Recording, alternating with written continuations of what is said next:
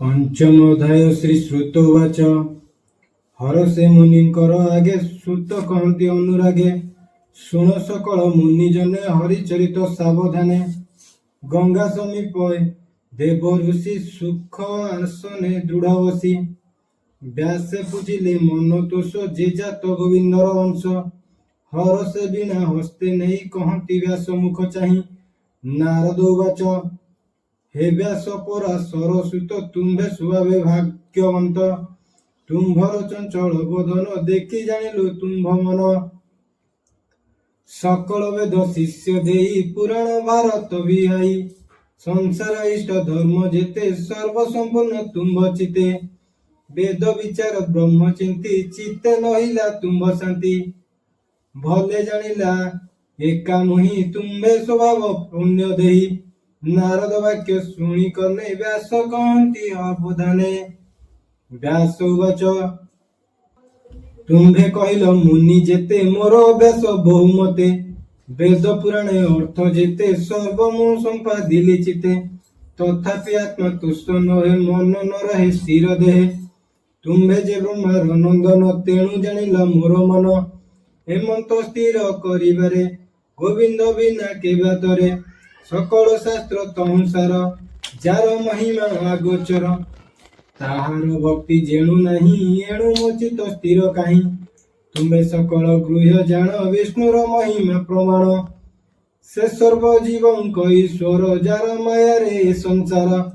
सर्जई पालई संसार त्रिगुण बळे से विहर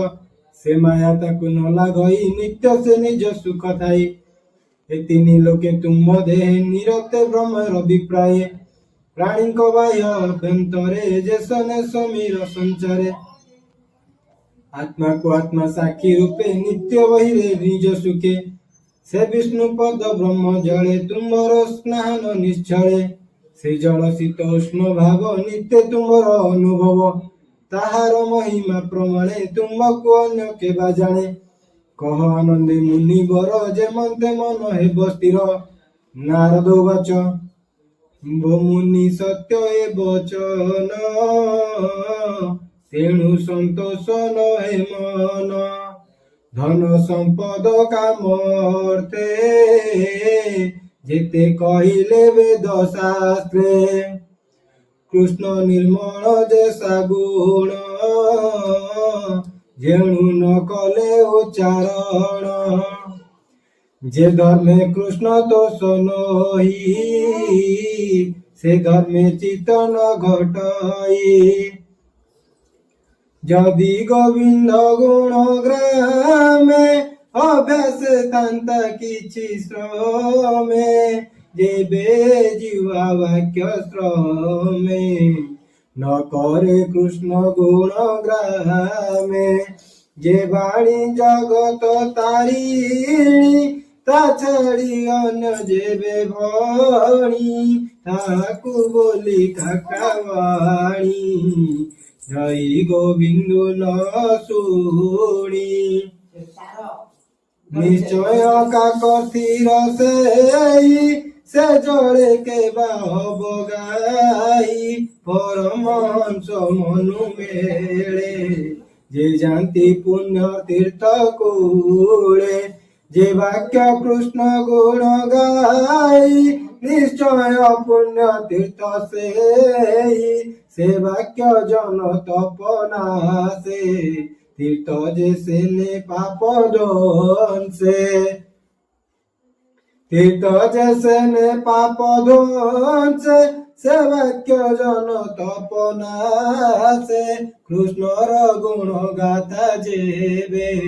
प्रबंधे उच्चारई भावे पद दूषित जेबे हुए से वाणी सर्व पाप दे अनंत नामे दोष गुणे साधुंक वाणी नित्य बड़े से हरि भाव जेबे छाड़ी जे जानती कर्म पथ माड़ी निष्काम मते सर्वनाशी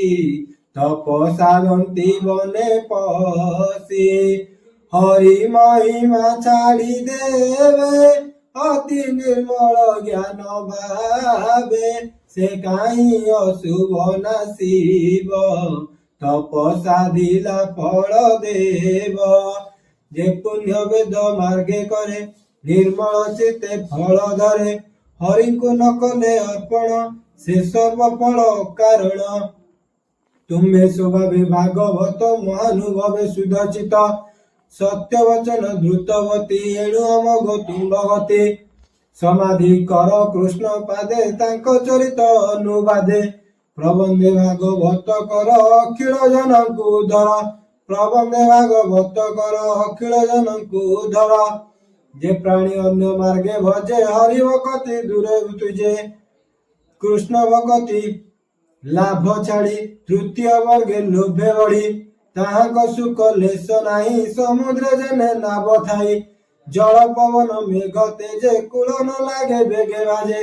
ତାହାଙ୍କ ଗତି ସେହି ମତ ଶୁଣ ପରାଶର ସୁତ ନିନ୍ଦିତ କାମ୍ୟ କର୍ମ ଚିନ୍ତି ଯେ ଧର୍ମ ଶିକ୍ଷା ଦିଅନ୍ତି ସ୍ୱଭାବେ ମୃଢ଼ ସେଉଜନ ତାହାର ବ୍ୟର୍ଥ ଜୀବନ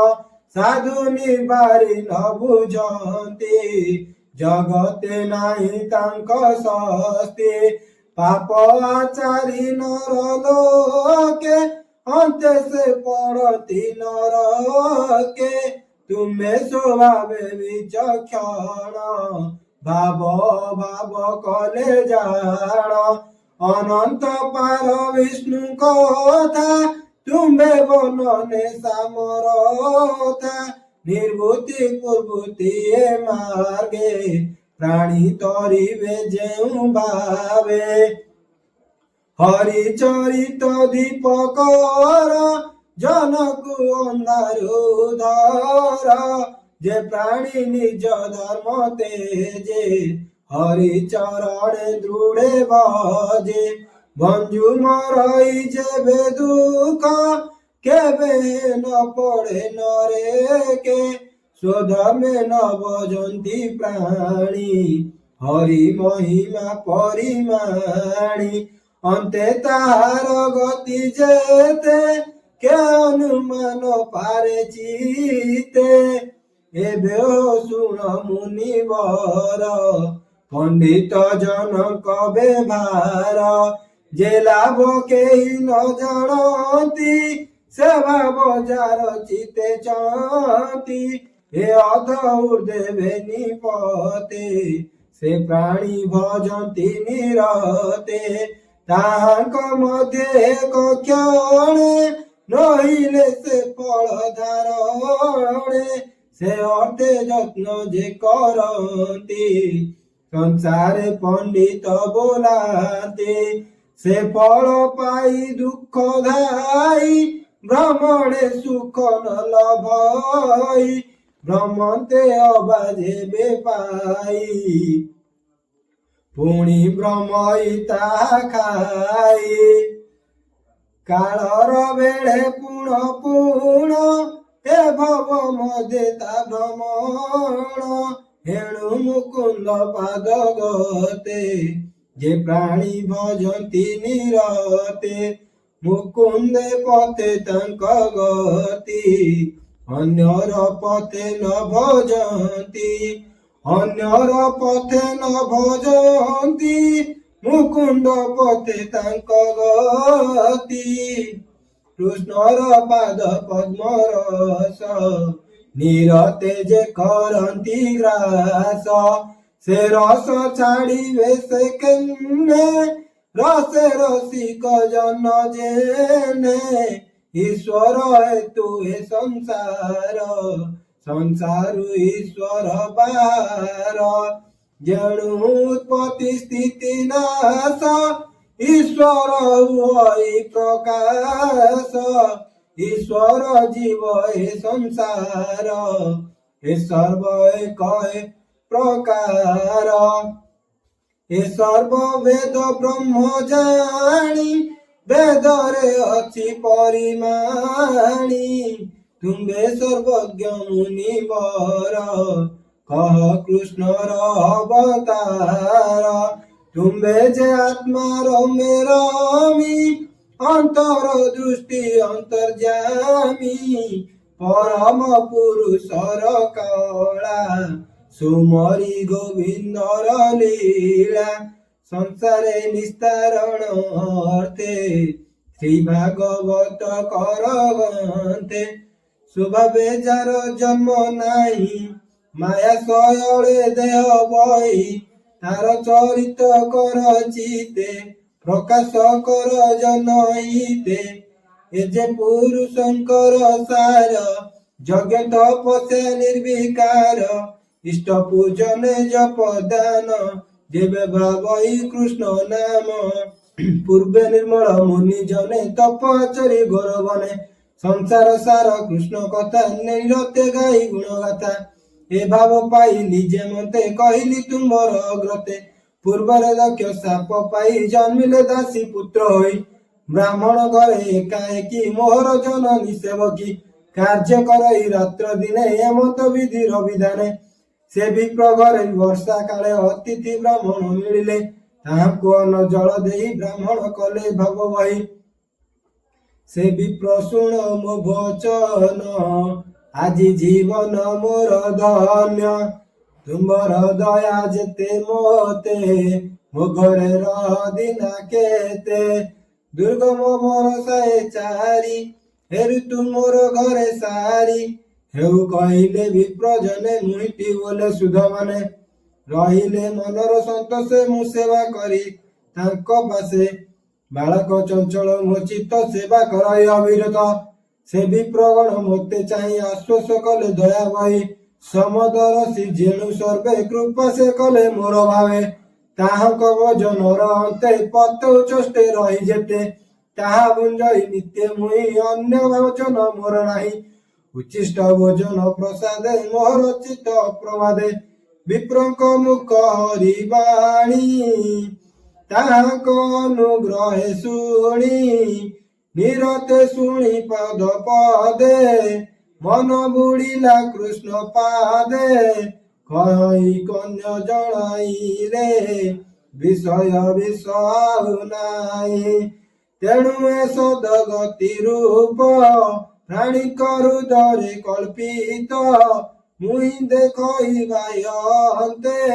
हरि हुअन के जगते हेमंते बरसा सरिला शरत ऋतु प्रकाशिला विप्रंक संगे हरिवाणी निरते तांक मुख शुणी निरते तांक मुख शुणी विप्रंक संगे हरिवाणी स्वात्मक भक्ति मोर मने प्रकाश हेला अनुक्षणे मोहर सेवा दिनु दिन देखि संतोष विप्रजन जीवार बेले मते राई कृष्ण महिमा शिक्षा देई जे गृह्यु गृहतम ज्ञान खेणे उदित भगवान ए सर्व कही मोर कर्णे दिन वसण मुनि जने विष्णुर माया अनुभव जेड़े जानिले मुहि सर्व जे भावे भावी अप्रमादे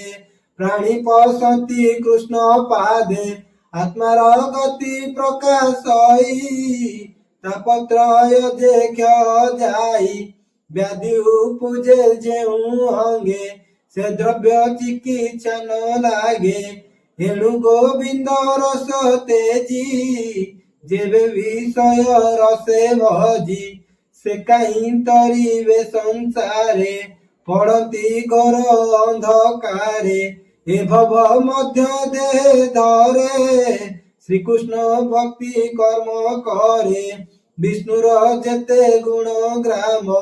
जगते अच्छी जेते नाम